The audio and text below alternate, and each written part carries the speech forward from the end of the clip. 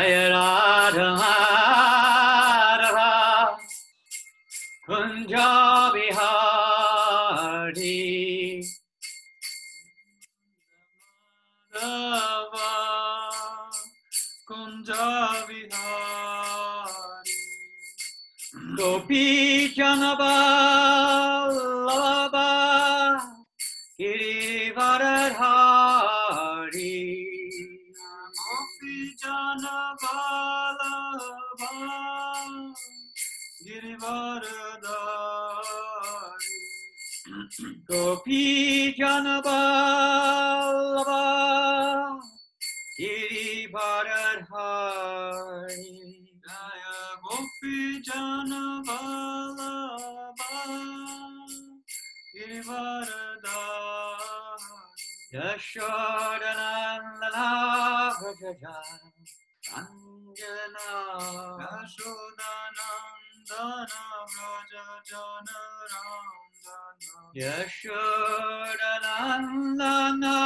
Vrajajan Anjana Yashodanandana Vrajajana Randana Yamuna Tiravanachari Yamuna Tiravanachari Yamuna Tiravanachari Yamuna Tiravanachari Jaya Radha Madhava Kunja Bihari Jaya Radha Madhava Kunja Vihari Jaya Radha Madhava Kunja Bihari Jaya Radha Madhava Kunja Kunja Vihari Hare Krishna Hare Krishna Krishna Krishna Hare Hare Hare Rama Hare Rama Rama Rama Hare Hare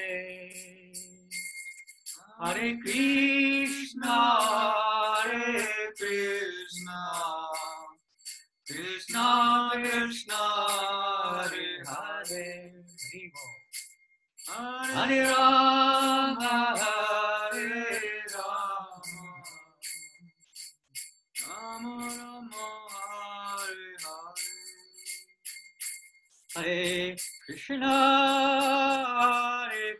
Hare Krishna Hare Krishna Krishna Krishna Hare Hare Hare Rama Hare Rama Rama Rama Hare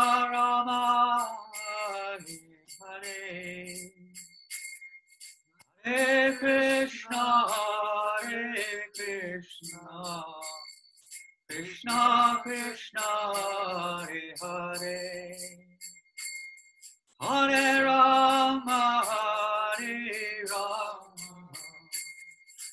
Rama Rama Hare Hare Hare Krishna Hare Krishna Krishna Krishna Hare Hare Hare Rama Hare Rama Rama Rama Hare Hare Hare Krishna Krishna Krishna Hare Hare Hare Rama Rama Rama Hare Hare Hare Krishna Hare Krishna Krishna Krishna Hare Hare Hare Rama Hare Rama Rama Rama Hare Hare, Hare Krishna, Krishna Krishna, Hare Hare, Hare Rama, Rama Rama, Hare Hare. Hare Krishna, Hare Krishna, Krishna Krishna, Hare Hare, Hare Rama, Hare Rama, Rama Rama, Hare Hare, Hare Krishna, Krishna Krishna, Hare Hare, Hare Rama, Hare Rama, Rama Rama, Hare Hare, Hare Krishna, Krishna Krishna, Hare Hare, Hare Rama, Hare Rama, Rama Rama, Hare Hare, Hare Krishna, Krishna Krishna Hare Hare, Hare Rama, Hare Rama, Rama Rama, Hare Hare, Hare Krishna, Krishna Krishna, Hare Hare, Hare Rama, Hare Rama, Rama Rama, Hare Hare, Hare Krishna, Krishna Krishna, Hare Hare, Hare Rama, Rama Rama, Hare Hare. Hare Krishna, Krishna Krishna Krishna, Hare Hare, Hare Rama, Hare Rama, Rama Rama, Hare Hare,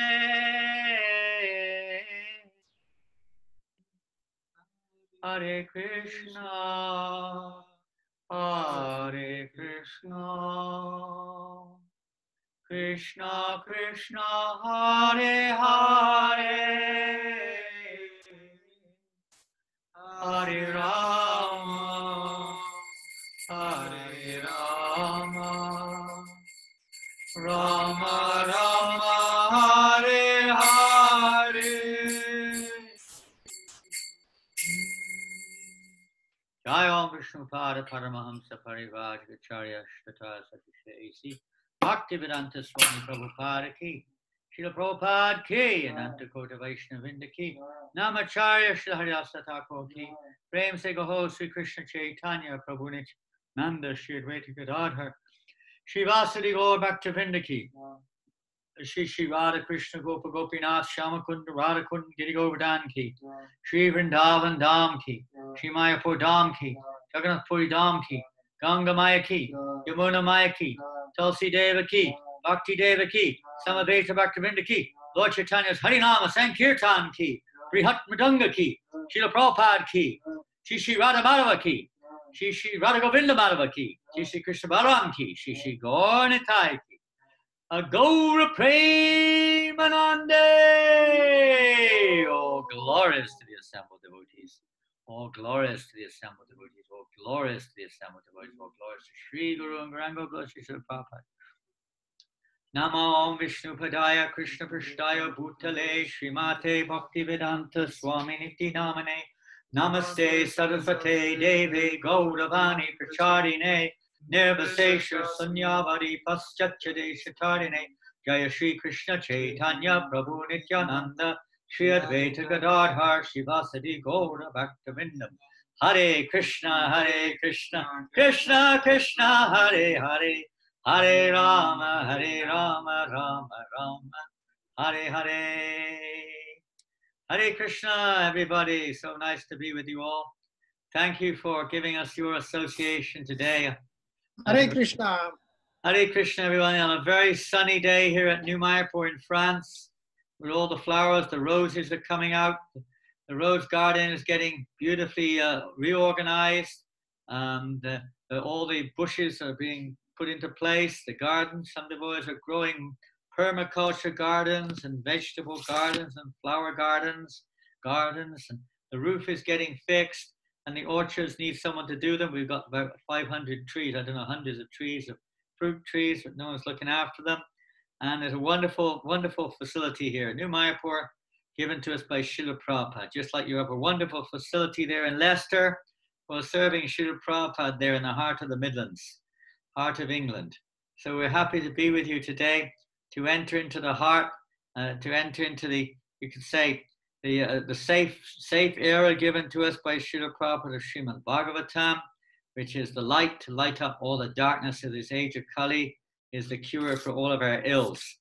So today we're going to be reading from the 6th canto of Srimad Bhagavatam, the pastimes of Vrtrasura, and how he shared with us his wonderful, wonderful prayers to the Lord. And we can learn a lot from his prayers, I hope, today, and understand the importance, the depth, the meaning of a little more of prayer and how important it is in our lives.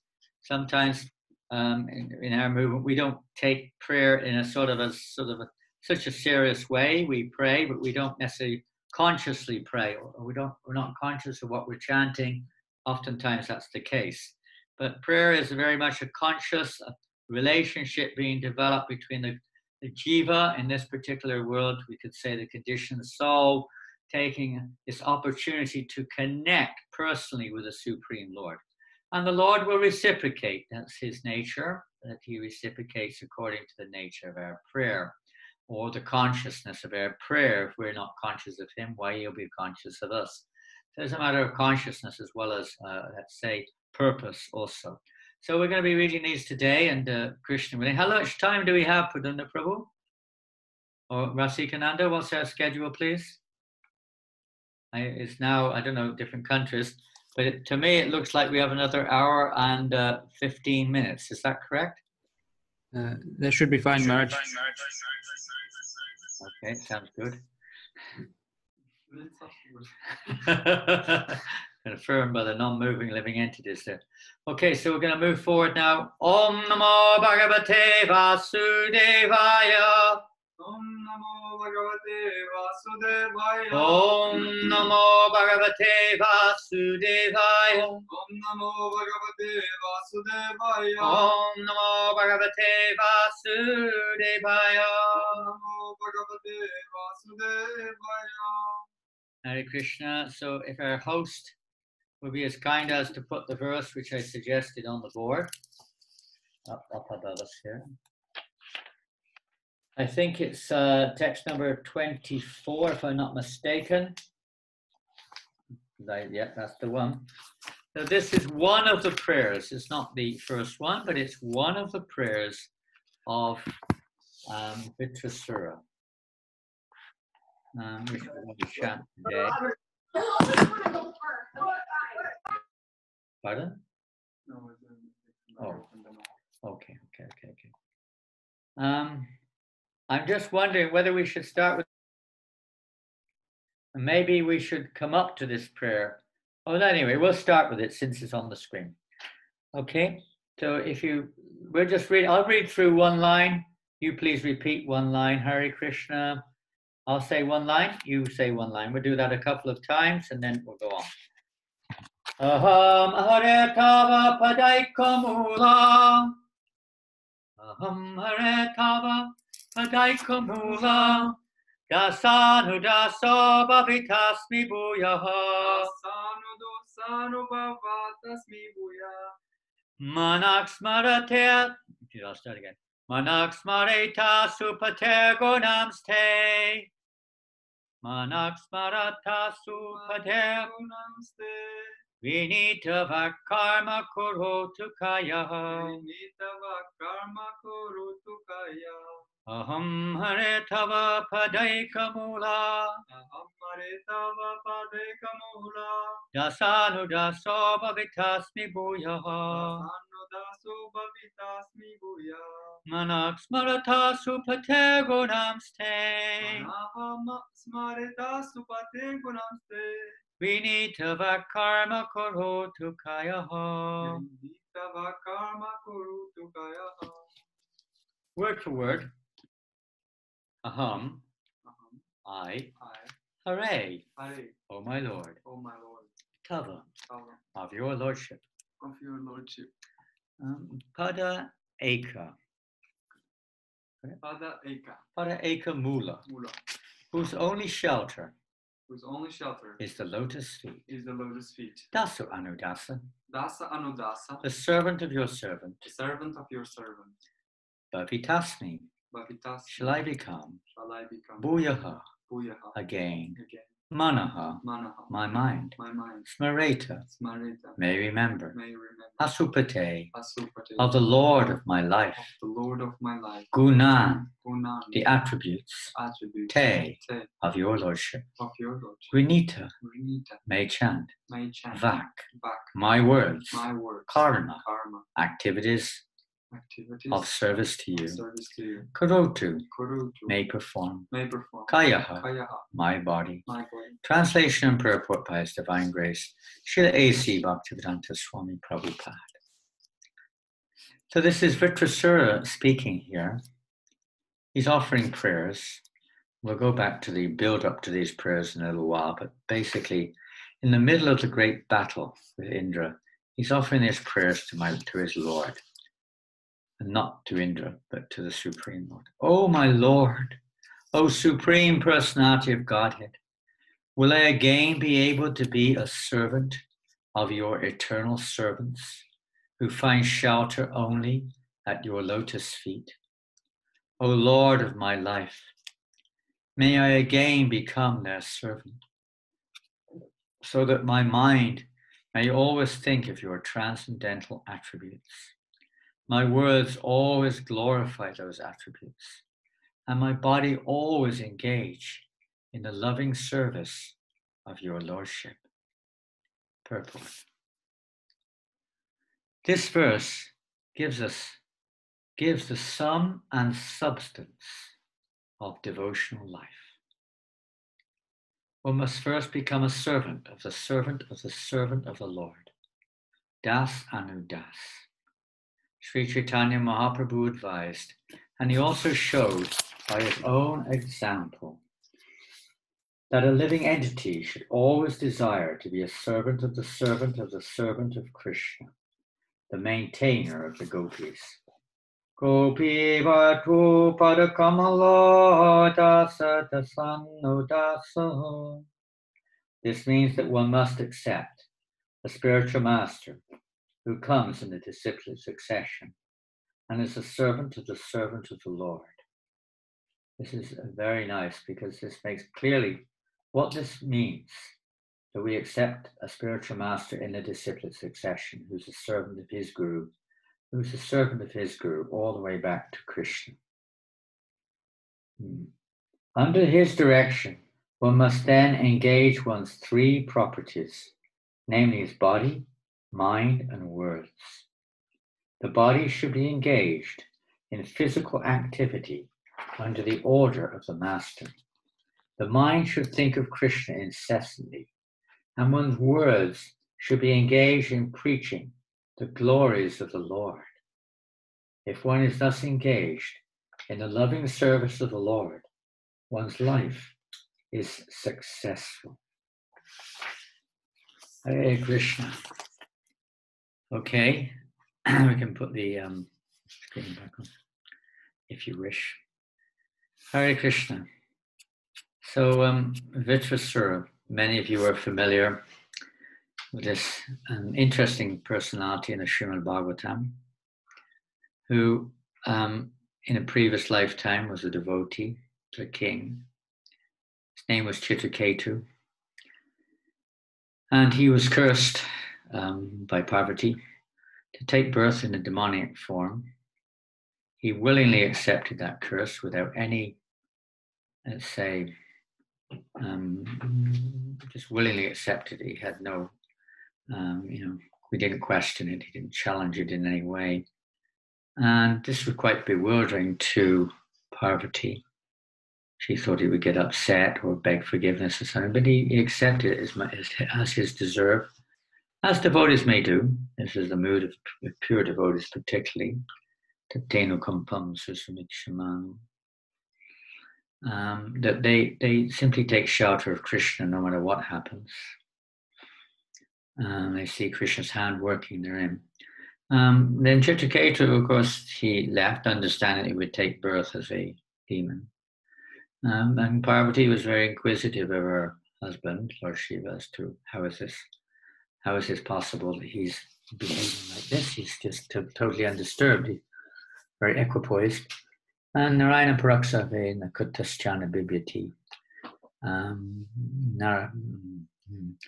Svaga Apavaka Narakeshu, that no matter what Lord Shiva said, a devotee is not disturbed. He doesn't mind whether he goes to heaven or hell, because he's taken shelter, completely taken shelter of the lotus feet of the Lord. He's Narayana Parayana. And he has no fear of any situation, because in every situation he's taken shelter of the Lord. So this leads us on then to his next birth, which was in a demonic form. And in this particular case, we have to tell a little bit about the history of Indra, just briefly, because mainly we want to go on to the prayers. Now, Indra, being a little bit attached to his position as the lord of the heavenly planet, so to speak, he got a bit over infatuated with his opulence and his materially comfortable situation. And when his spiritual master Brihaspati came on the scene one time, Indra didn't pay any attention. He disrespected him, basically speaking. And as a result, Brihaspati simply disappeared from the scene and could not be found. Indra was very forlorn. He felt very repentant, realizing what he'd done, but it was too late. He couldn't find him anywhere. And on the suggestion of Lord Brahma, he approached Vishrup, another great Brahmin, who was the son of another great Brahmin named Twashta, asked him if he would please be his priest. So Vishrup agreed, and sure enough, he was doing very well. They were defeating the demons and so on in battle. Vishrup was a very good priest, and things seemed to be going on quite well. And Vishrup, not only that, but he gave a very special armor to Indra called the Narayana Kavacha shield, which to protect Indra from any attacks, etc., harm. So things were going well until Indra discovered that this Vishrup, although he was certainly helping the demigods, he had affiliation also to the demons. From one side of his family, I think the father's side, he was with the demigods. From the mother's side, the demons were maybe the other way around. But Vishnu was also offering oblations on behalf of the demons. So when Indra discovered this, he couldn't control his anger. People who are too much materially attached or materially motivated get very easily angry when things don't go their way. So he became really angry and sliced off the three heads of Vishrup had three heads. He cut them all off, severed them from the body of Vishrup, and Vishrup left his body, so to speak. And meanwhile, of course, this wasn't a very good thing to do, to kill a guru, to kill a Brahmin like this. And especially the father of Vishrup, Twashta, was not at all impressed by Indra's behavior. And he decided that, that enough's enough. Indra was very repentant again. It's what happens when we're materially attached. We tend to act and think afterwards. Self-control is lacking. And we wish we never did it afterwards, or we spend the rest of our life trying to justify it. So he was a little repentant. He tried to shed off his sinful reactions and so on and so forth, but that's another story. In the meantime, Twashta, hearing what had happened to his son, killed by Indra, decided he would perform a yajna to get rid of this Indra. So he performed this great yajna. And in this great yajna which he performed, you can say the objective of this great yajna was to create a demon who would be the enemy of Indra. And in these type of Vedic yajnas, if the mantra is not chanted just perfectly, it can have other effects. by the will of providence, they priests chanted the mantra in such a way, they got it the wrong way around. Instead, it was a demon was born of whom Indra would be the enemy. So that demon was born, or out of the yajna, this great demon appeared, tremendous, huge demon, huge form, partly touching the clouds, very, fearful, horrendous personality, like fire personified. He was pounding on the ground. The whole earth is practically speaking shaking. So meanwhile, of course, now the time again, time is passing. It's not all happening one day after the next. Years are passing by. But again, the battle begins between the demigods and the demons, and they're both clashing with each other like anything. The demons, huge force headed by Vrtrasura, was heading towards the demigods, and the big battle was ensuing.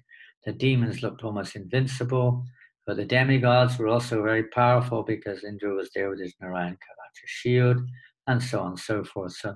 And then they're all clashing, and a really tremendous battle going on. And there's different aspects. The demons then suddenly all throwing all of their various weapons at the demigods, but to no avail. They're all being encountered by the demigods. And the demons, after a while, got a bit kind of like, let's say, frustrated with the whole thing, and most of them started running away from the battle. And Vrtrasura started to curse them in various ways, chastise them in various ways, and so on. In the meantime, of course, Vrtrasura was extremely powerful.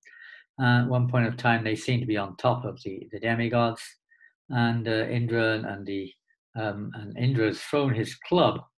He had this powerful club which he threw at Vrtrasura like anything, but Vrtrasura easily caught the club in his left hand, caught the club in his left hand, and with that club he smashed Airavata on the face and broke the mouth and everything of Airavata, sending the elephant carrier of Indra flying backwards many, many meters. And Indra was really kind of taken aback. He was quite scared. So at this point, they were very worried. The demigods were all very worried. And they were praying to Lord Vishnu, what to do. Please protect us. So Lord Vishnu suggested that they go. As I say, things can take a little time. They don't rush into it. Maybe they went to the body of a great sage named Dadichi. And Dadichi had very great power, very mystical powers. And the Lord said, you go there and ask him for his bones. And with these bones, Vishvakarma can make a very powerful weapon for Indra, called the thunderbolt weapon. So they did, and eventually this Dadichi agreed to give his bones. So Indra got this extremely powerful weapon to fight with Vrtrasura. And then the battle again continued like this. And then various points, all the demons had left the battle practically, and only Vrtrasura was left. And Vrtrasura chastised the demons, but he also chastised the demigods, because the demigods, very cowardly, they started to chase the demons and shoot them from behind. So this is a very unbecoming activity. It's cowardly activities against the laws of warfare, but they did anyway. So he chastised both of them and said, why didn't you come here and stand before me? You fight with me. So the demigods were a little afraid of Vrtrasura, but they came there. And Vrtrasura started to trample the demigods very easily underfoot without any problem whatsoever. Anyway, eventually, we're now going to come more or less to the prayers of Vrtrasura, which I'm going to go back a few prayers. There's about 5 verses. That's why I chose it. It's not very long. So Vrtrasura is telling Indra at this point of time, he's telling him that, come on, Indra, come on, kill me. I'm not quite sure if at this time Vrtrasura's arms were already cut off or not. I don't think so. No, at this point in time, Vrtrasura is still there as far as I can see. And then he's telling Indra, come on, what's wrong with you? You've got this thunderbolt now, which is meant to kill me. Use it. Come on, don't be afraid. Indra was afraid because already his club had failed to have any effect. In fact, cause his own destruction almost. So he's afraid that Vrtrasura would do the same thing with the thunderbolt. So he was very hesitant. He wasn't confident that he was in a position. And Vrtrasura is telling him, go ahead, this is the will of Providence, do it, kill me, come on, kill me, kill me, kill me. But Indra is hesitating. So at this point of time, Vrtrasura starts offering prayers. So we're going to read some of those prayers now. This starts with, I think we can put it on the screen, I should have prepared better. This is verse 22 from the 6th canto, chapter 11, 6, 11, 22. And Vrtrasura goes like this. He started to submit these prayers because he was hoping that now that Indra would, end his life in this demoniac form by killing him with a thunderbolt. And Vrtrasura was knowing that if he was delivered like this, then he would be liberated. He'd be freed back to Godhead. But Indra was hesitating. Vrtrasura says in text 22, persons who fully surrender at the lotus feet of the Supreme Personality of Godhead and always think of his lotus feet are accepted and recognized by the Lord as his own personal associates, or his own personal assistants, rather, or servants. The Lord never bestows upon such servants the brilliant opulences of the upper, lower, and middle planetary systems of this material world. When one possesses material opulence in any of these three divisions of the universe, his possessions naturally increase. This is an interesting, very interesting statement here. They increase his possessions, naturally increase when one possesses material opulences in any of the divisions of the universe. His possessions naturally increase his enmity, anxiety, mental agitation, pride, and belligerence. Thus one goes through much endeavor to increase and maintain his possessions, and he suffers great unhappiness when he loses them. And we may have all had a little bit of experience of that, whether we're very opulent or not very opulent. We generally have things which we're very attached to, maybe proud of, etc. In the purport, I'll just read one or two things there. Taking shelter at the lotus feet of the Lord. We've already mentioned a little bit of that. In the purport, Prabhupada says the Lord was actually more favorable to Vrtrasura because after being killed by Indra's thunderbolt, Vrtrasura would go back to Godhead, where the victorious Indra would rot in this material world. Because both of them were devotees, the Lord had awarded them the respective benedictions they wanted. It was quite bewildering. The whole thing was bewildering to Indra. How is this demon behaving like this? He's telling me to kill him. He's offering prayers like this. He couldn't understand it. People tend to judge people on the externals. But sometimes by the Lord's arrangement, demons take the situation of, or other devotees take the situation of demons.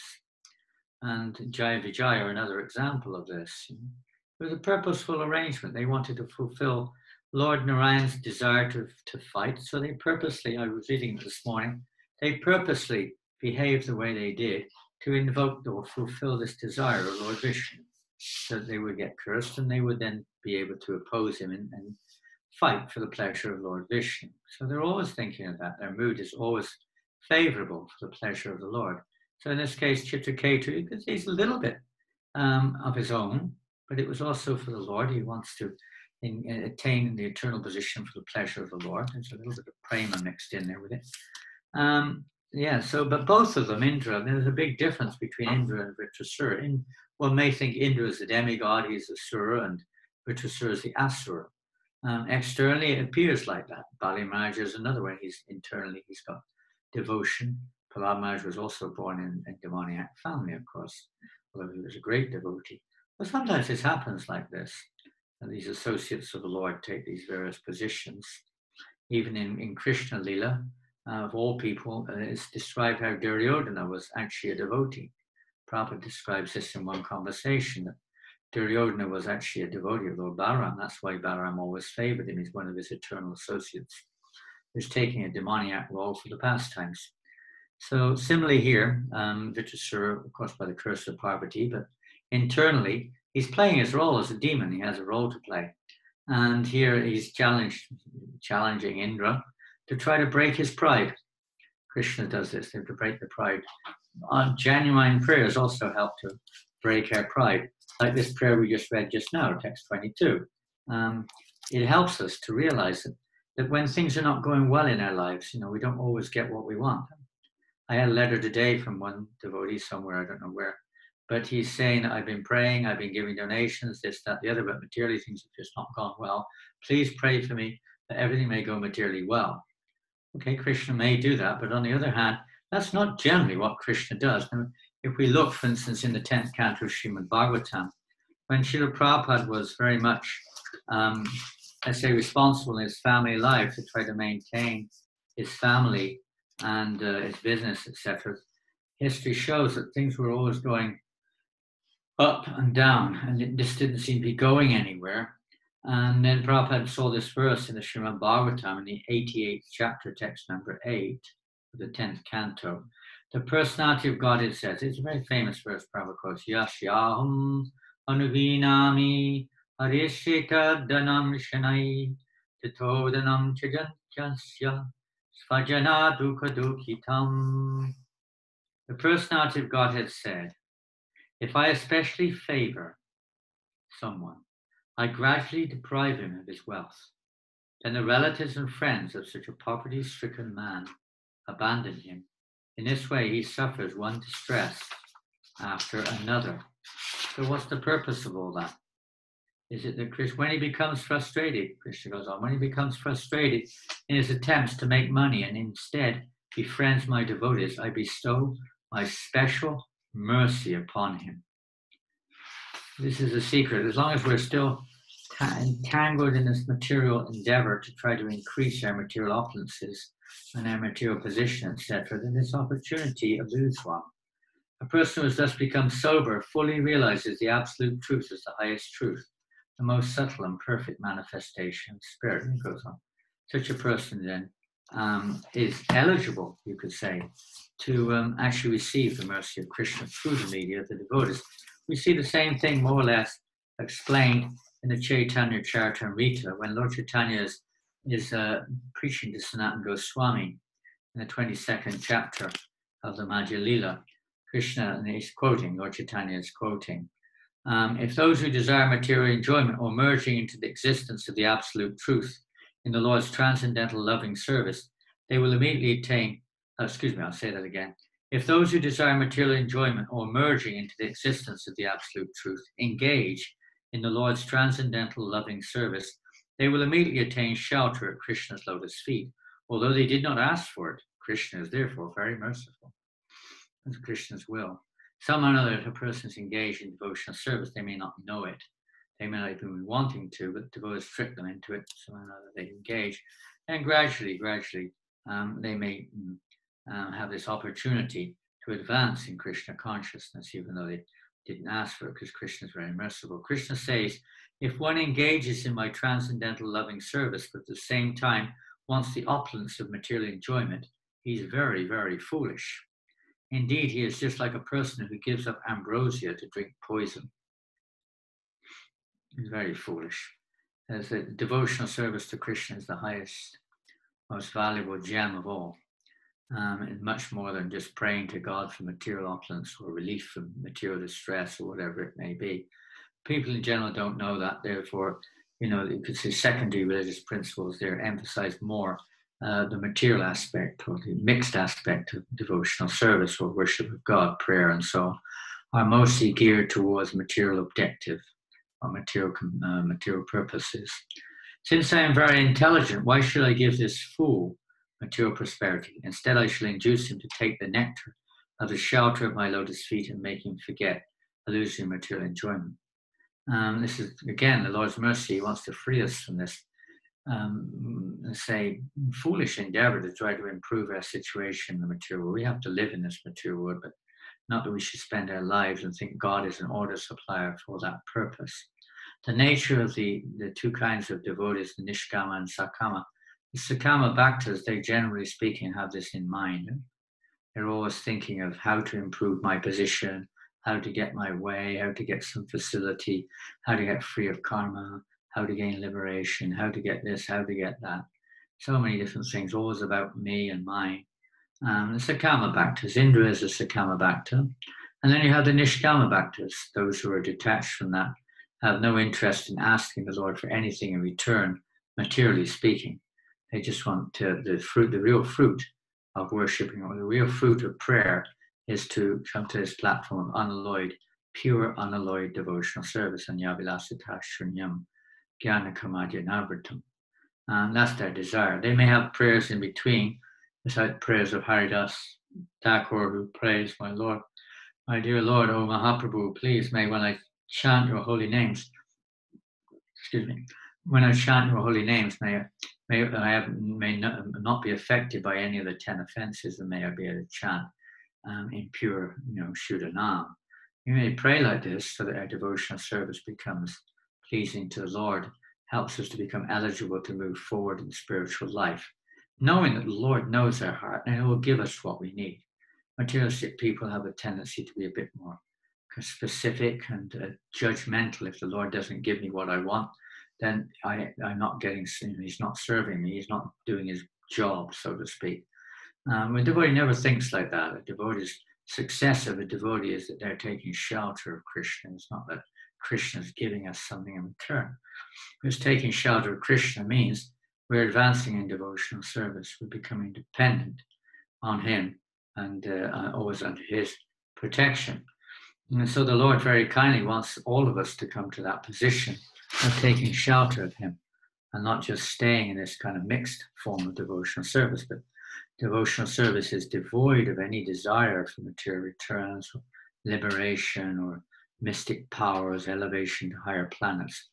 It actually is the greatest gift we can get, can receive, is the opportunity to advance towards the platform of pure, unalloyed, loving devotional service to Krishna. So Vrtrasura is showing us this path in his prayers, more or less, you could say like that. And Krishna goes on, or rather not Krishna, Krishnadas Kaviraj here. Whenever Krishna is requested to fulfill one's desire, he undoubtedly does so, but he does not award anything which, after being enjoyed, will cause someone to petition him again and again to fulfill further desires. Sometimes the Lord fulfills a desire of a devotee, but if the devotee becomes more attached to the fulfillment of the desire than they are to Krishna, Krishna will not, will frustrate us if we're lucky, and it won't work the next time, or something will go wrong, and we'll give up that endeavor. That's the idea. When one has other desires but engages in the Lord's service, Krishna forcibly gives one shelter at his lotus feet, where one will forget all other desires. The association of devotees puts us through various experiences so we kind of give up that idea and take full shelter of Krishna. And Krishna's arranging this. He may not be seen to us, we may not know it, but his hand is working for every devotee. Anyone who comes in touch with devotees, in touch with Krishna consciousness, Krishna's hand is working in such a way to arrange situations to give us a chance to get free of the causes of our entanglement, the causes of our suffering. Whether it's people we meet or experiences we go through, be they localized or you could say more expanded experiences, the Lord is arranging this to help release us from this material world. When someone engages in Lord Krishna's devotional service for the satisfaction of the senses, but instead acquires a taste to serve Krishna, he gives up his material desires and willingly offers himself as an eternal servant of Krishna. So they're just some verses spoken by Lord Chaitanya from Chaitanya Charitamrita. It's just like people take prasadam, and we have so many examples of that. I'm sure everyone's experienced that. I remember one time in London, we had this market called Portobello Road, and maybe Janaki and some of the older devotees have been down Portobello Road on Sankirtan, I don't know. But we used to go every Sunday morning down the market there. It was kind of a hippie place in those days. And there was this one man there. He worked in a bank, but he would go to the market every Sunday morning. He had a little stall there, and he used to throw rotten fruits at us, and rotten tomatoes and stuff. He didn't like us. He would shout and curse at us. We kind of tried to avoid him, but he would almost go out of his way to, give us a hard time. So one day his wife was down there, and she was really a kind of soft-hearted Christian lady, and she got on her husband's case. Come on, this is not the behavior of a Christian. We're supposed to love our neighbor as ourselves. Come on, whatever his name was, Bob or something. Come on, you can't behave like this. And she really got on his case. And so he said, all right, then, but you'll see what, these people are worshiping the devil. They're really, evil and so on. So she said, no, how do you know? You never spoke to you. I'm going to make you talk to him and apologize for what you've done. She really got in his case. So he said, you'll see if you actually talk to him why I do like this. So anyway, they met the devotees next time round. And the devotees were really sweet and really kind. He really treated him and her just like, with great respect, and thanking them very much, and even offering them gifts and all sorts of things. And this man's wife was shocked. She said, well, these people are really nice. They're better Christians than we are. They're really nice people. And so he said, all right, I'll stop doing it. He stopped doing it. After a month or two, instead of throwing things at us, because the devotees were bringing things to him, they were giving him gifts and this and that, the man started to give us gifts. He started to give us vegetables and fruits instead of throwing them at us.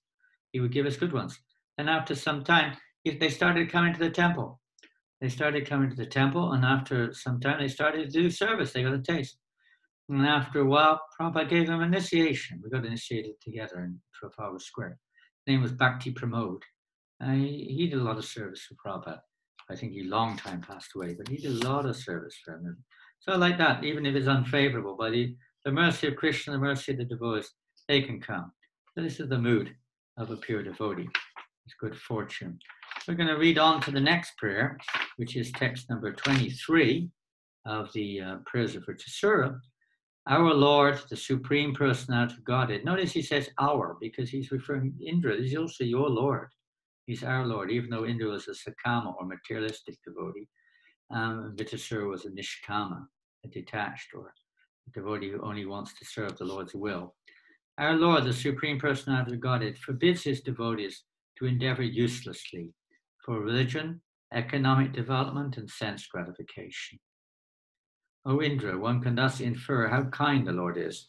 Most people will see this as not kind. They'll see this as almost like the Lord is cruel and heartless or something. But this is his mercy. He doesn't want us to become entangled in mundane, philanthropy. We can use it in Krishna service, but not to become attached to that. Sometimes it takes the place of service to Krishna. It becomes our main thing. One may use it for spreading Krishna consciousness, the same with economic development, sense gratification. It depends what we mean by it. But everything can be used in a proper way to help us to advance in spiritual life. O Indra, one can thus infer how kind the Lord is. It's like a loving parent. He only wants the best for his child. And when the child is doing something, maybe the child thinks this is going to make me happy. Well, the parents can see that this may not make the child happy, especially if he's playing with something dangerous like fire or glass or something. The parent will do what he can to try to, take that glass or fire away from the child for the child's sake. Such mercy is obtainable only by unalloyed devotees, not by persons who aspire for material gain. So those who are actually completely, their devotional service is, fixed. They're completely fixed. Kevalaya Bhakti Vasudeva Prime. They're fixed in devotional service. They don't have any other objective. So, such mercy is fully bestowed. The Lord completely protects his devotees from these things. Those who are sakamas, the Lord may give because that's what they want. But they'll give it in such a way that eventually they'll come to their senses too. That's the idea anyway.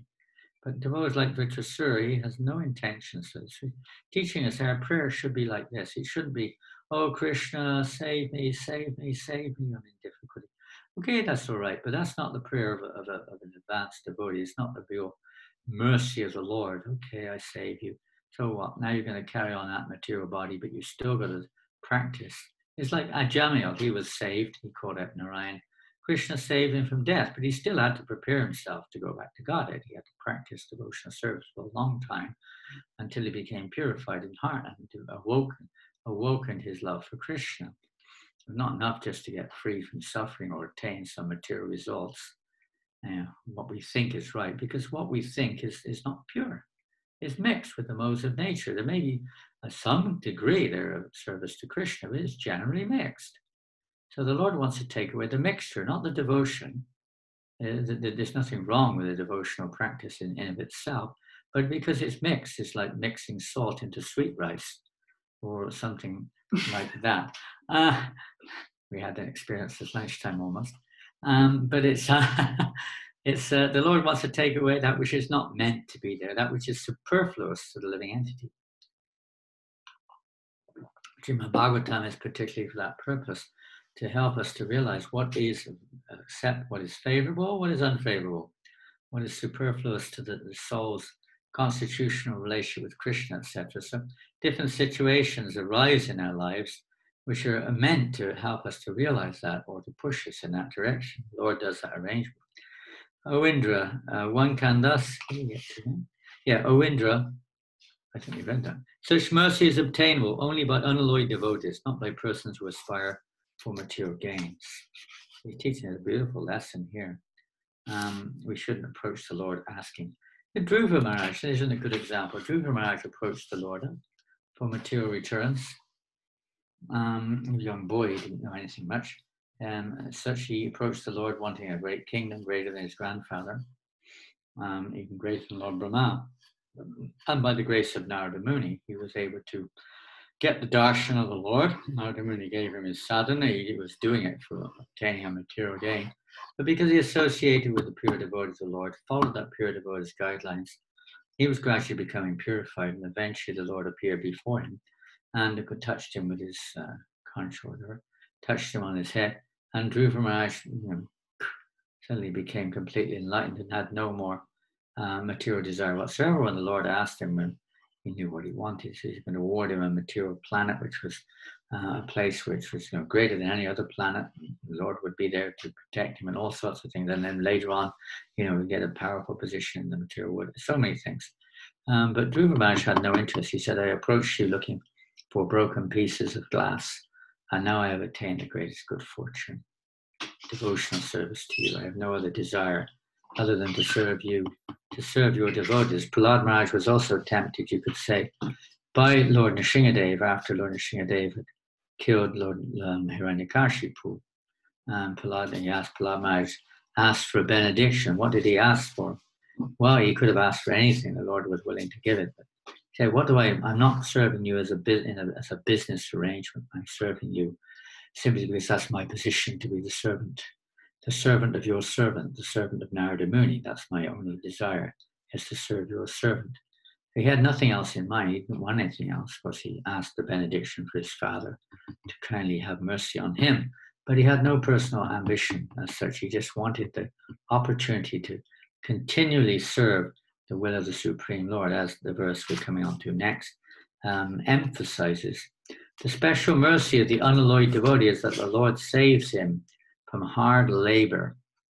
You have to work hard in this material world to achieve economic success, either in this life or previous life, even sense gratification.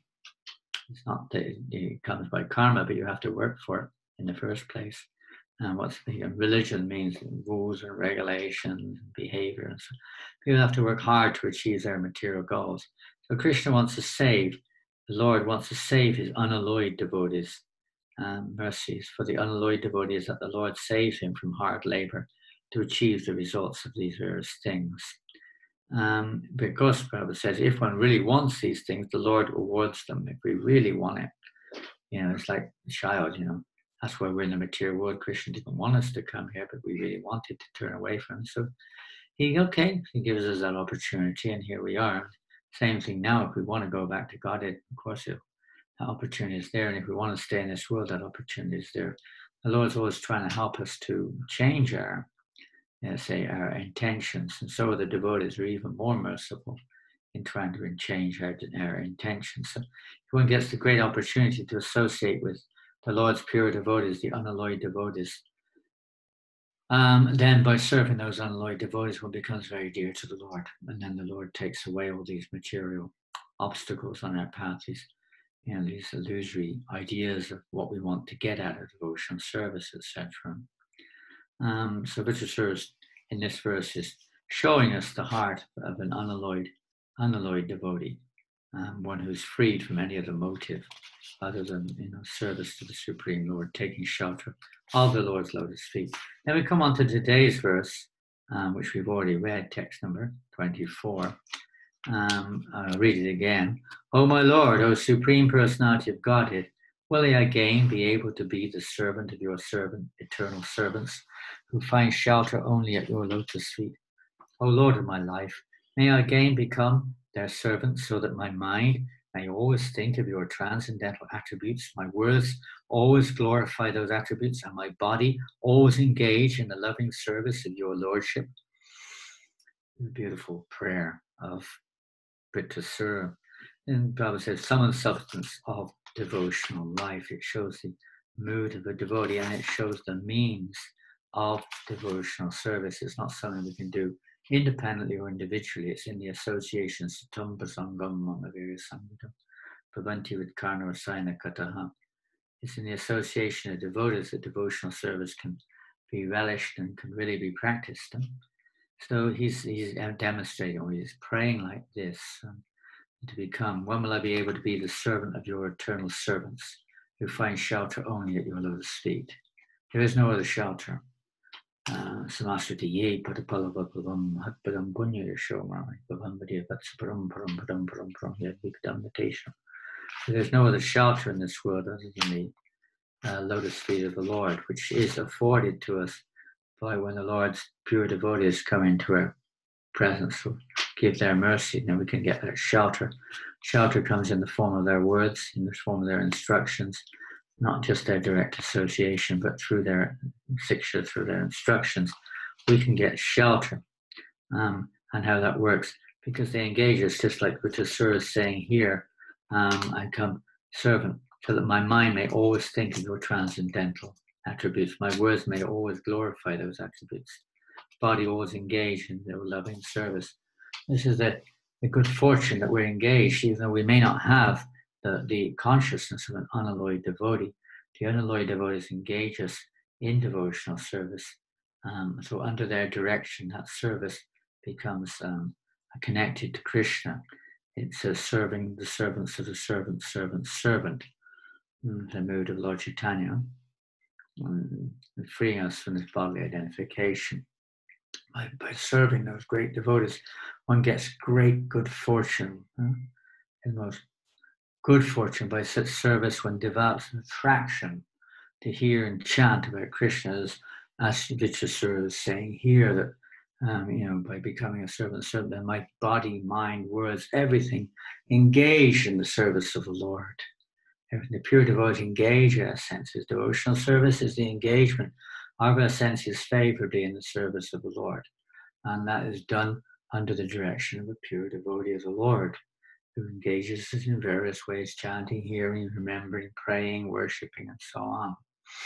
Yes, this is the mercy of the pure devotee, to give us this opportunity to engage all of our mind and senses, everything, our intelligence, everything in the service of Krishna. This is the real mercy of a pure devotee. He gives us this opportunity, although we may not be qualified by the mercy of the Prabhupada said one time, I've given you your eligibility, I've given you your piety, and so on, to engage like this in daily worship or whatever it is.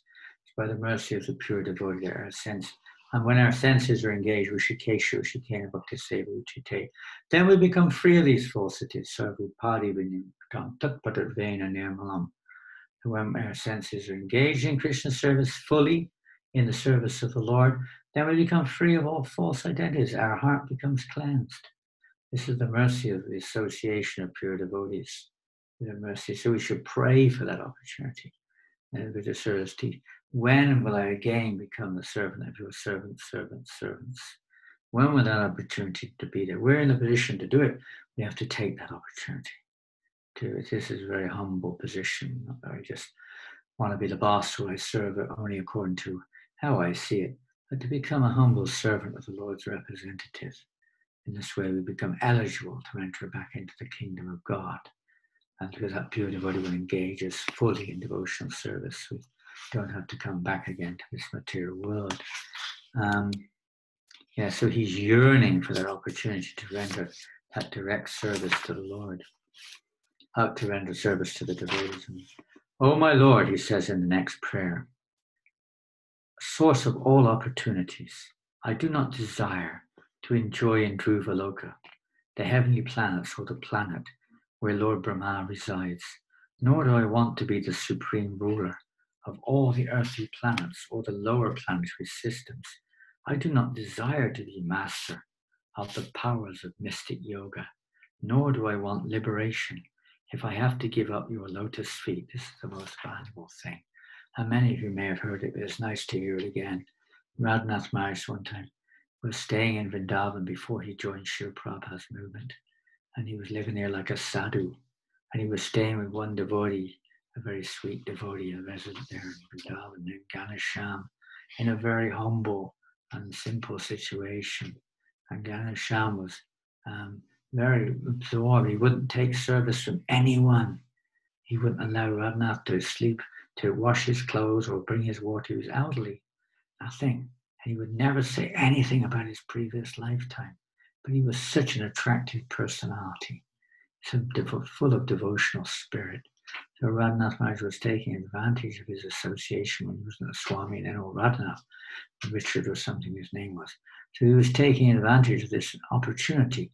One day when an elderly lady came to the same little place, he was sleeping on the floor in some ashram and worshipping deities in a hole in the wall.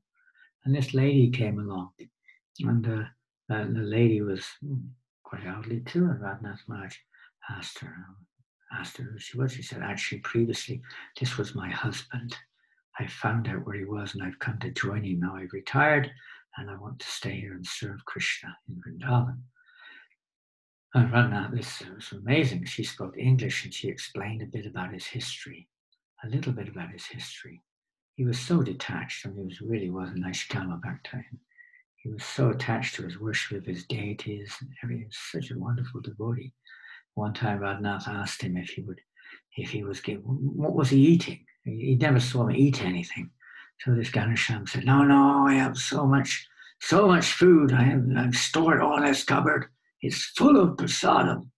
But one time, we couldn't get it locked. Radhanath opened, there was nothing in there. Empty. He would just depend day to day, whatever little something came. He was going to sleep under a little kind of tiny little shawl in the cold. He was so detached and so absorbed in his service. And then this lady, this lady was previously his wife, started to explain about his life. Actually, he was a prince from Rajasthani kingdom. And one day the king came there with him to Vrindavan. And brought the whole family, the wife, the daughter-in-law in this case, the son, they all came to Vrindavan. And then when they got to Vrindavan, Ganesham fell in love with Vrindavan. He didn't want to leave for a moment. He wanted to stay there. And he couldn't leave. And the parents were shocked. They were trying to leave, and he wouldn't come in with them. No, I will stay here. I will stay here. He wouldn't leave. So they said, hey, what are we going to do with this boy? So they went back to their kingdom. The daughter-in-law went back as well. They thought, he'll come home soon. He'll soon get fed up with this. What is it here? Beggars and dust. He'll soon get fed up with this. But yeah, time went by. He never came. They came back again. He wouldn't come. They came back again. He still wouldn't come. Eventually, the king said to his son, said, if you don't come this time, you will be a beggar for the rest of your life, a poverty-stricken beggar, and you will no longer have any claim to the kingdom, etc., etc. So he said, kingdom, wealth. He said, wealth? What wealth is there in this world? He picked up one grain of sand from the ground and said, look at this grain of dust from Vrindavan is more valuable than all the jewels of the universe. There's nothing as valuable as this. And this is the reality. That shelter at the lotus feet of the Lord, that opportunity to engage in service to the devotees, is the most valuable thing we have been given. It's the jewel, the real Chintamani jewels. They're touchstones. The devotees know it or not, but they're receptacles of this transcendental mercy. They're like touchstones, giving us that opportunity to remember Krishna, to engage our senses in Krishna's service, to talk about Krishna, to hear about Krishna, to serve Krishna.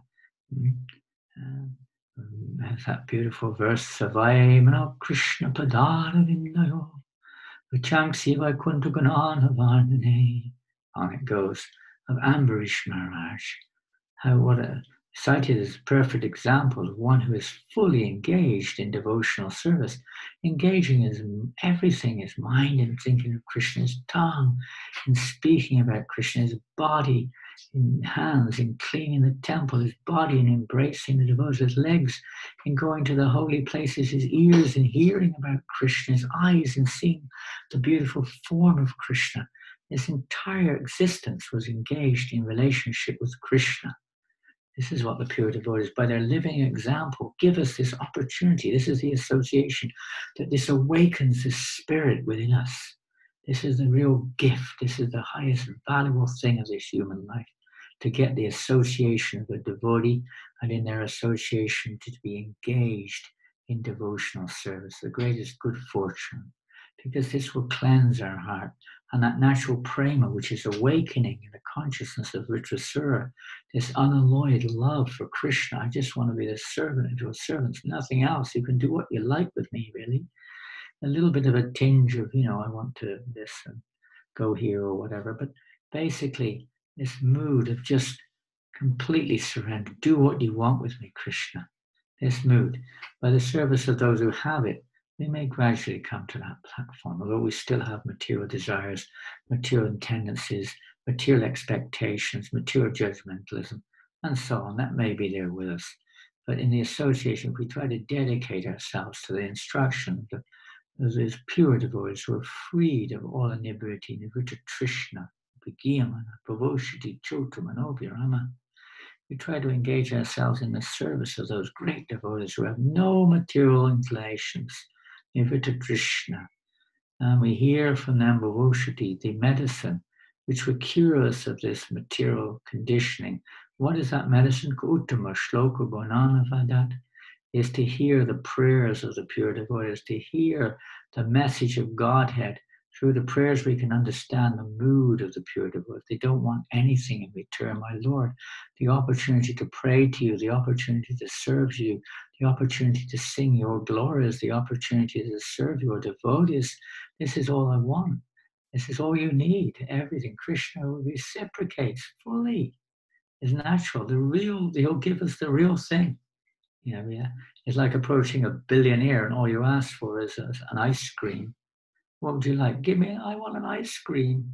Okay, here you go. He could give you $1 billion, but we ask for an ice cream. He'll give us an ice cream. So the same thing with God. We're asking for. His Prabhupada gives examples like prisoners in a prison, and then say, what would you like? I'll give you whatever you like. The prisoner has forgotten he exists outside of the prison. There's anything going on. He only knows the prison. And he says, oh, can I have a soft cushion, please, to put my head on at night? Or can you please give me a little more strength so I can smash the stones with this mallet? Can you please give me an extra cigarette so that I can enjoy a little bit more? Well, what else do they know? They don't even know about release from the prison where they've always lived there. Others may say, release me from the prison, but that's not enough either. They'll come back in because their mind is still polluted. So the real thing is the mercy of the Lord is not just to give us facilities in this world, which most people think, it's to release us from this world entirely by giving us this opportunity to engage in our eternal constitutional activity of loving service to the Lord. I'll read the last one or two prayers of Vrtrasura here. O lotus-eyed Lord, as baby birds have not yet developed their wings, always look for their mother to return and feed them, as small calves tied with ropes await anxiously the time of milking, when they will be allowed to drink the milk of their mothers, or as a morose wife whose husband is away from home always longs for him to return and satisfy her in all respects. I always yearn for this opportunity to render direct service unto you. And of course, he's going up the ladder a little bit here with these examples, in a sense one could say, because in most of these cases there's a self-centered aspect about it. There's a dependence, but it's still a selfish one, like that of the materialistic people are generally speaking selfishly inclined, understandably so. They're approaching the right method to cure themselves, but they're still materially attached and materially entangled. The further we go along, he's asking if this opportunity, and this may not be 100% absolutely pure, but it's there, coming there. I only want this. I don't want anything else. I'm not interested. I just want the opportunity to serve your lotus feet eternally, absolutely eternally. He's thinking like this.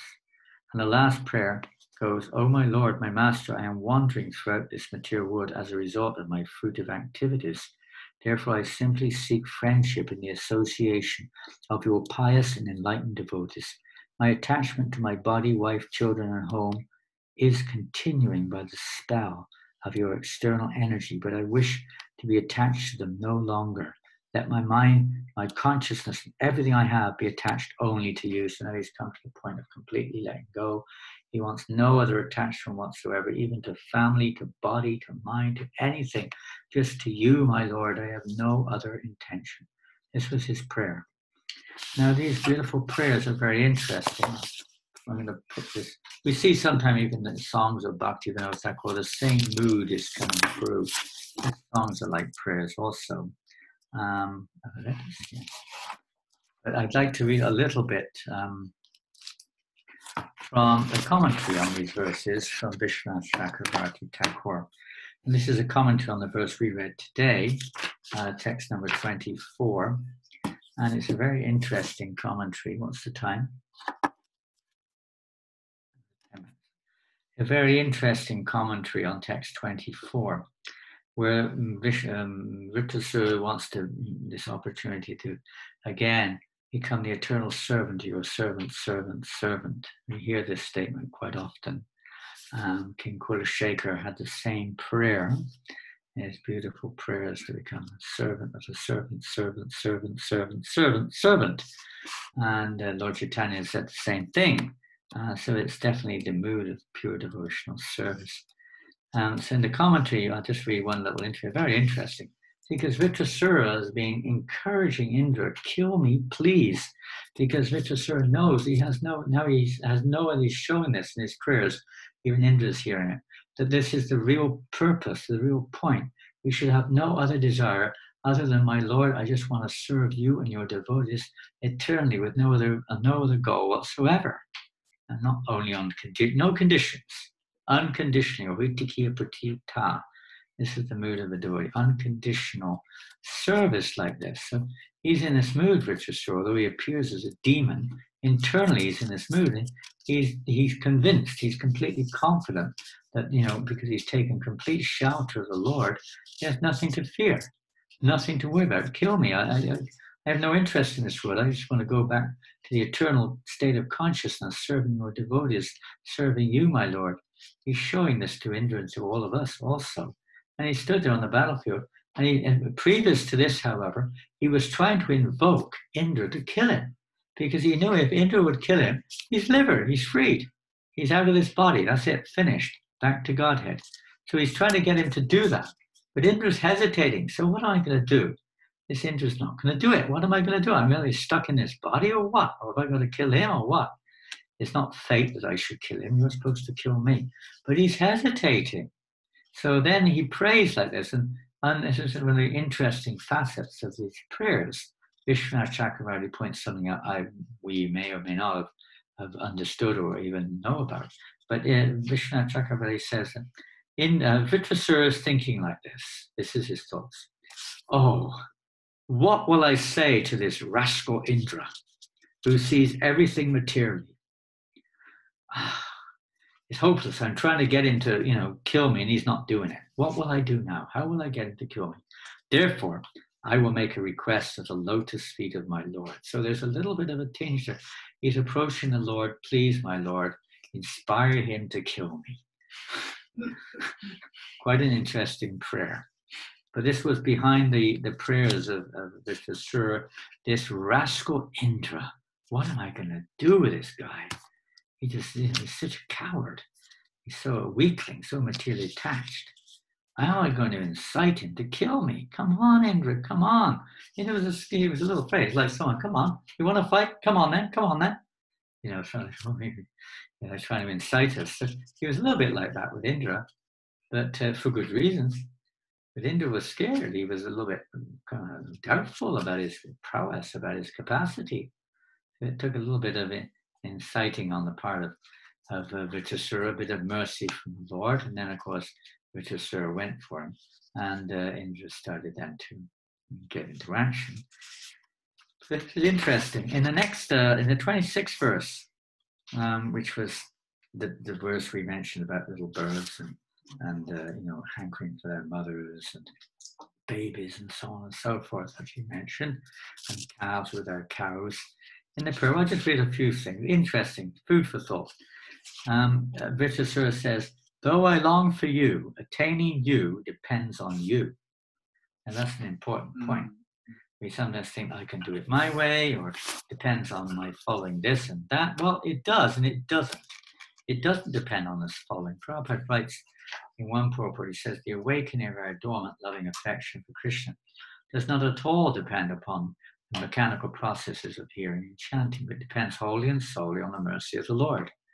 So it really depends on Krishna's mercy. Ultimately, everything depends on Krishna's mercy. So we get the same thing here. It does.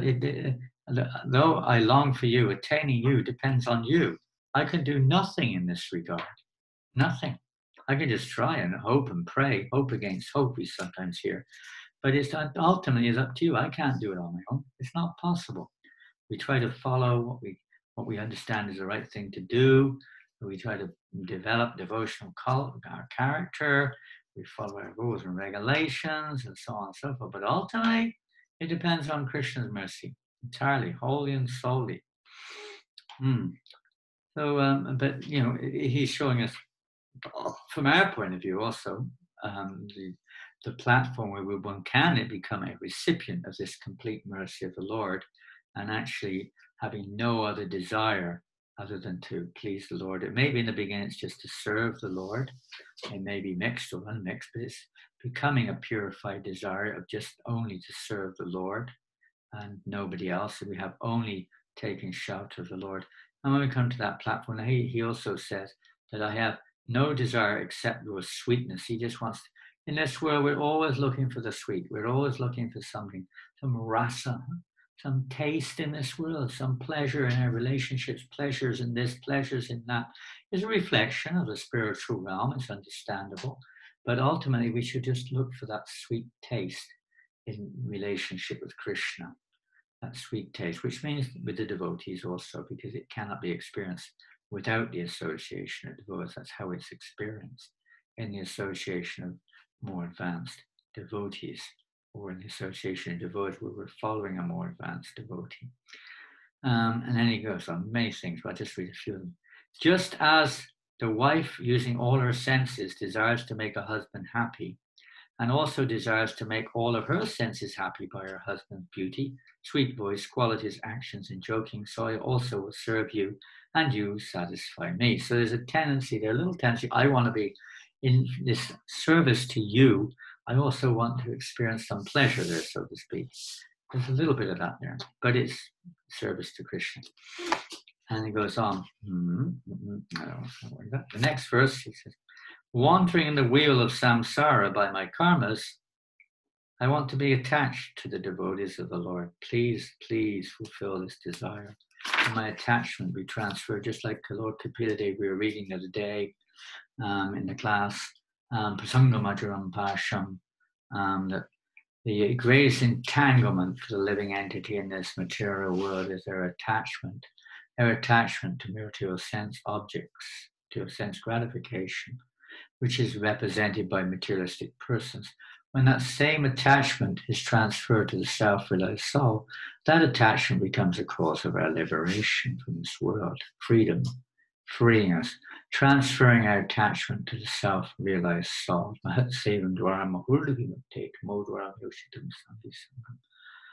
This service to the pure devotees of the Lord releases. This is the gateway to freedom. There's the association with Tamodwaram Yoshitam Sangi Sangam, the association with the Yoshitam Sangi Sangam, the association with those who are too attached to this material world, too attached to the opposite sex, or attachment to the opposite sex is the gateway leading to hell.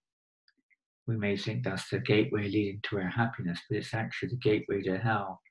The gateway to real happiness is to become free of this. It's almost impossible for conditioned souls to conceive of this. But this is the actual freedom for the soul when we have no more material desire. Only desire is to serve Krishna. Vishwanath Chakravarti says, oh, how can such a low rascal as me attain such good fortune? Now humility is coming in the mood of Vrtrasura. Let me remain in this world, he says. I don't deserve it. I'm so lowly. So this is, now he's coming to the real platform of unalloyed devotional service. Not that I'm demanding, Lord, I want to go back to God. I want this. Or I don't deserve it. Now let me remain in this material. I'm so full. He prays in this way, let me have friendship, however, with the devotees of the Lord, and let me not have friendship with persons attached to their bodies, children, houses, and wives. I have not had association with your devotees unless I have experienced insurmountable sorrow. It's the greatest good fortune to have the association of devotees, as Ramananda Roy, when he was discussing with Lord Chaitanya Mahaprabhu and Lord Chaitanya, what's the greatest suffering? He said, the greatest suffering is not to have the association of devotees, especially in this world today. Without that association, we can easily get swept away in the waves of material energy. There's so many distractions. The association of devotees is so valuable. Even to remind ourselves of these prayers of Vrtrasura, we may have prayers to Prahlad Maharaj or Kunti Devi's prayers or whatever it may be, which which perhaps are a little more popular or more common. But the lessons to be learned from these prayers of Vrtrasura, or the mood of these prayers, is very significant. Indra wanted material opulence, and Vrtrasura said to Indra, don't worry, Indra. Krishna will fulfill all your desires, and he will fulfill mine too. He fulfills everyone's desires, just have confidence. And he kind of built Indra up, and eventually Indra gained a little bit of confidence in his fight with Vrtrasura. Because Indra wanted material results, so Krishna reciprocated with him. That was his position. But same thing when we're chanting Hare Krishna, if we're chanting Hare Krishna offensively, you may get some material returns, freedom from karma. If you chant in Namabhas, you might get liberation. But that's not our goal. We have to chant in Shuddhanam, pure, unalloyed chanting of the holy name with no other interference on the screen of our consciousness. When we chant, just focusing on the name. The mind might be full of crap, or whatever it is, all kinds of different things. But our consciousness, we should constantly be coming back to the real essence of hearing the holy name, and that is the way that we can awaken our dormant love of Krishna, having this faith in the name of Krishna, faith in the holy name of Krishna, and not having to resort to any other Videshya Gishadvati Chaiva. This devotional servant Videshya Gishadvati. Daneshya Punya Balam Patishtam. It is not one who surrenders like this, is not bereft of the results gained from anything else. Because after all, it's happiness that we're looking for. We're not looking for music, we're not looking for food. That's just a source of our happiness. But real happiness is found in pure devotional service. This is the message of Vrtrasura. Indra doesn't understand that. He thinks it's found in mixed devotional service, that God is our servant and we are the enjoyer of this world. But Vrtrasura is teaching us otherwise. Hare Krishna. 1. Devarshi Bhutapnarinam Pitrinam Kinkuro Nayamini Charadam Sarvatmanayag Sharanam Sharanyam Kundam Parivetikatum. One who has given up all material desires and taken full shelter of the lotus feet of Mukunda, who gives shelter to all, is not indebted to the demigods, great sages, ordinary living beings, relatives, friends, mankind, or even one's forefathers who have passed away. Because he's given up all material desires and is completely engaged in the transcendental loving service of Krishna. And thus you are not indebted when it's not in, if we're fully engaged in service. So this is the mercy of the devotee, freeing us from all of our debts, freeing us from all of our karmas, all of our entanglements, but primarily awakening our loving attraction towards Krishna, the real fruit of bhakti, to bring pleasure to Krishna, to exist for Krishna's pleasure. So I think our time is now more or less expired. So and maybe some devotees would like to ask some questions.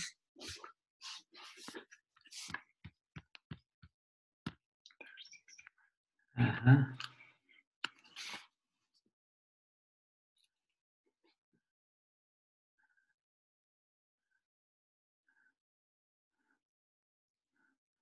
lost it. I was reading it and it just rushed forward there. Where did we get to? I'm reading. Okay. When we pray, our demoniac tendencies make us embarrassed to approach Krishna with a pray. How to deal with this reluctant emotion? As you may know from Nectar Devotion, there are two kinds of general categories of prayers. There may be many details, but two general categories. One is heartfelt prayers, one is notable prayers. Both are relevant and both can be there. We are children and we may have material mixtures, but who else are we going to go to at our stage? So is there anything really wrong? We know it's not the highest, but that's where Krishna knows we're at. And if we turn to him instead of thinking, I can deal with it, I don't need to depend on Krishna, we do, even in the material sense of the term. So it's not completely, let's say, amiss to have such slightly mixed prayer there in one sense. But we can recite, the best thing is to recite notable prayers of the pure devotees, even though we may not quite be on that platform of actual consciousness. But by reciting those prayers, we become purified in their association. It is when we say these prayers of the great devotees, we're associating with them. And the more we associate, the more our consciousness may become akin to theirs. We may become a little less coated. And especially when we chant Hare Krishna with all intention and serve the devotees as best we can. Try to see all devotees as our masters, and we're trying to serve them in whatever capacity we can. In fact, all living entities in one sense, but particularly the devotees like that. So yes, what to do? Krishna knows that our heart's still a little bit colored with material contamination or whatever. But who else are we going to approach? We have no other choice. No one else can help us. We can pray some nice prayers like, okay, we've got our weaknesses, my Lord. You know my weaknesses. You know what is best for me. Please help me to embrace the mercy which you're giving me, so that I can actually progress to a stage which is more pleasing to you. And you don't have to be so specific for your weakness. Please, my Lord, help me, give me to have the strength to overcome this weakness. And so whatever it may be, a little indirect, you could say, but it's not without sincerity entirely. It is hard to pray. Queen Kunti says with sincere feeling that Krishna fulfills the desire of any devotee who prays with sincere feeling. So we all know that our prayers are not always so sincere. Mine aren't. Maybe yours are. They're not always so sincere. It takes time for genuine sincerity to awaken in the heart when there is no selfish motivation involved. It takes time with serving the devotees. In the beginning, mostly, we say other religions, they pray a lot, but that's generally for material reasons. It's because they're very materially attached and they're desperate. They have no one else to turn to, and they have faith that God can supply. Fair enough. Devotees kind of probably know that, but we want to go a little bit further than that. So rendering practical devotional service does cleanse our heart, but the sincere feeling of let's say, of loving affection to Krishna may not have awoken. So sometimes there's this little gap in between the materialistic approach and a pure approach. In that meantime, we serve those who are pure. We offer prayers according to, like Prabhupada said, our only prayer should be, my dear Lord Krishna, you are sitting in my heart as a super soul. Please always remind me to chant your holy names and not forget. You may send me to heaven or hell, but please always remind me to chant your holy names. So that's a prayer which Prabhupada said we can pick up no matter who we are, to remember to chant the holy names of Krishna, even if it's not with complete sincere feeling. The more we chant, the more our hearts can become purified by Krishna's grace. What's next? Thank you. There was one above, was there not? No.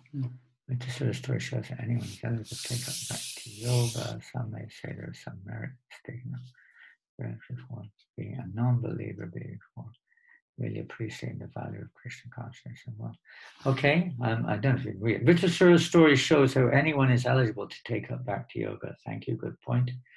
Even if we're born in demoniac bodies or situations. Some may say there's some merit in stating that one must experience being a non-believer before really appreciating the value of Krishna consciousness. Would you please elaborate? Yeah, well, I think also that's what the material world was all about. Goodness knows how long we've been in this material world trying to live separately from Krishna. So I think that's what it is. When you have sufficiently experienced this material world and you've come to the point where you've had enough, just like Queen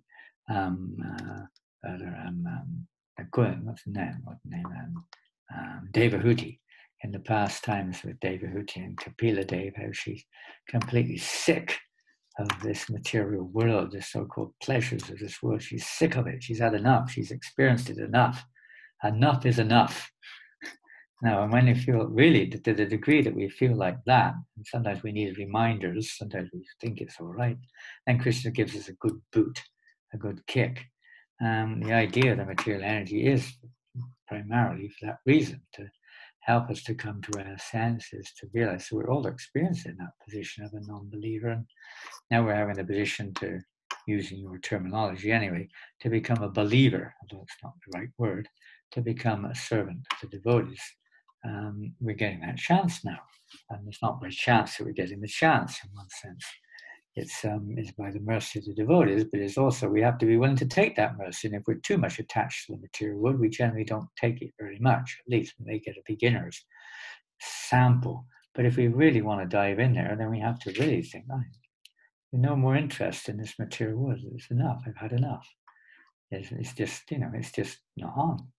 So definitely, that one has to have the experience in most cases, almost every case, to lesser or greater degrees, but it has to be a complete, let's say, realization that there's nothing in this material world of any real value when it comes to the spiritual plane. The only thing of value is the holy name, the Lord, the devotees like that. So we've all been, that's where we come to, so we're getting that experience, and now we're trying to get a higher experience. Next one, thank you. What is the chant with no interference on the screen of the consciousness? Mind can be full of garbage. What's the difference between mind and consciousness? Well, mind is what we're identifying with, and the means of identifying, soul's means of identifying, connecting with the mind is the consciousness. It's coming from the soul. So the consciousness is focused on different aspects of the mind. And that's why we have to make the mind our friend by filling it with Krishna. Krishna, Krishna, thoughts of Krishna, devotional service, whatever it is. Fill the mind. So what you're looking at, or what the soul is perceiving through the consciousness, or connecting to through the consciousness, will purify us, will remind us of Krishna, etc., etc. But the consciousness is like a radar. It's going, focusing on whatever the mind is, this thought, that thought, this thought, that thought. We're being dragged around in this way. So although they're very connected and they're both in the same region and almost inseparably connected in the conditioned state, because the living entity fully identifies with that mind. But the devotee doesn't fully identify with the mind. He sees the mind as just the collecting ground of all the messages that have come in over lifetimes through the senses, and consequently have developed all kinds of different desires, tendencies, concepts, etc., etc. So the consciousness is there, deciding, using the intelligence, you could say, to try to fulfill whatever we decide that we consider important. Then the intelligence comes in to try to manipulate and maneuver the mind in such a way to fulfill that.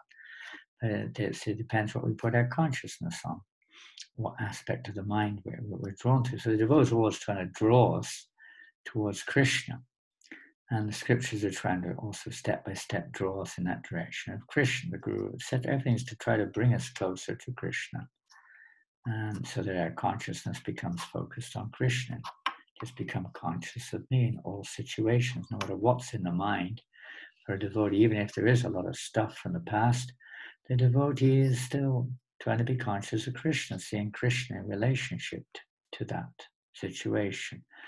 And sometimes we may be, by some circumstance, we were in the last Zoom class, we were hearing about how sometimes we may be drawn away from, let's say, the normal practice of devotional service, but the one who's sincere, he's immediately going to draw the mind back, or his main intention is just to serve Krishna, even if it's some temporary, just like on the moon, there may be spot marks on the moon, but that doesn't mean the moon is therefore, ineffectual. It may not be absolutely, completely clean, but we hardly can see it because the power of the moon's rays is so strong.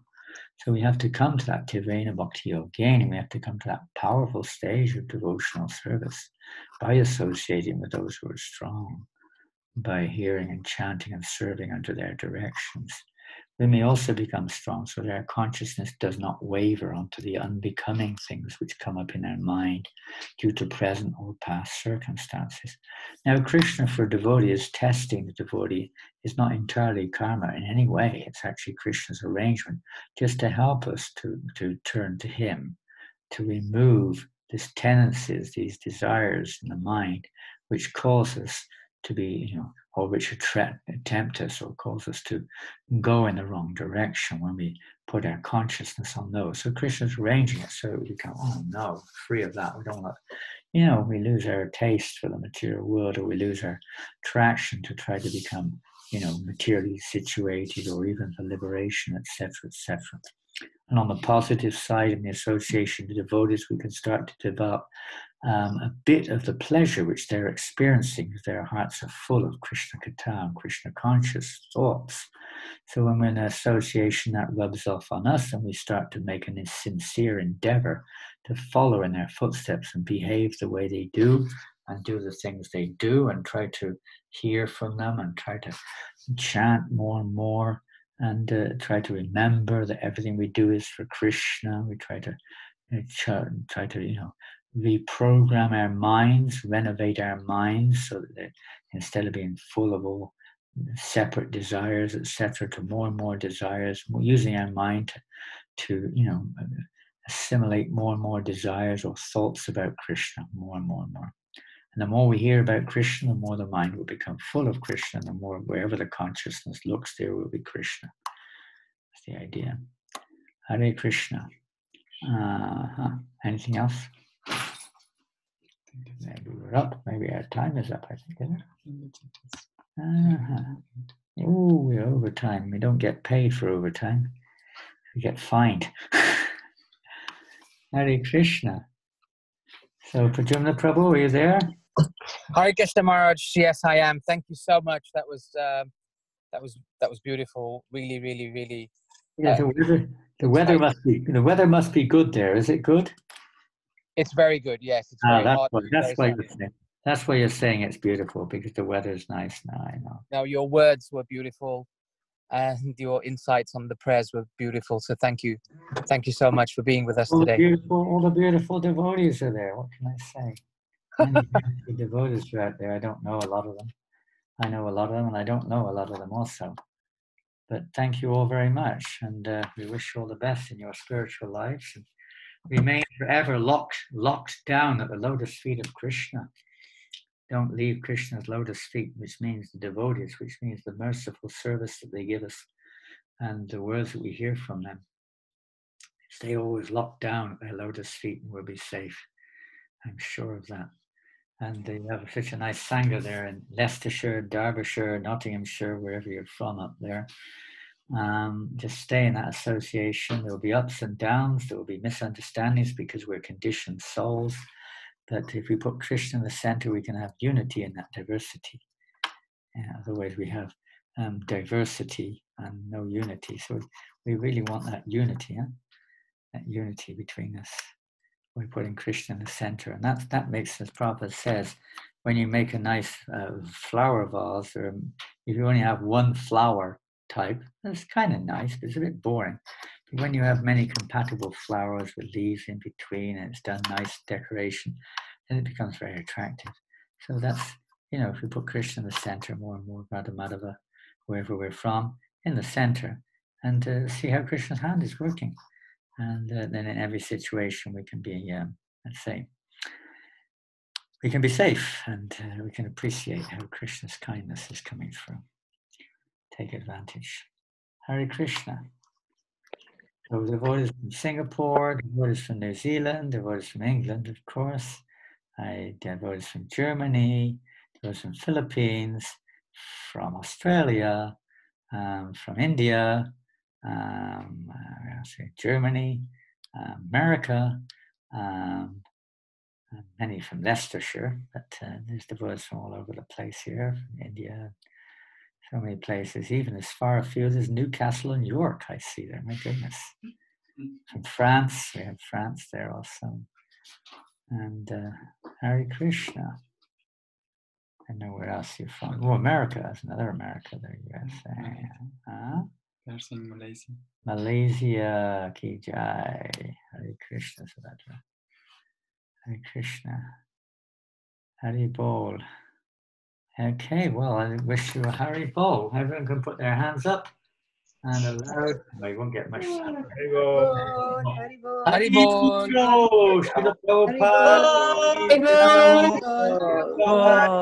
Srila Prabhupada ki jai. Harinama Sankirtanam ki jai. Hare Krishna, Krishna, Hare Hare, Hare Rama, Hare Rama, Hare Hare. Srila Prabhupada ki jai. Thank you. Maharaj ki jai. Hare Krishna.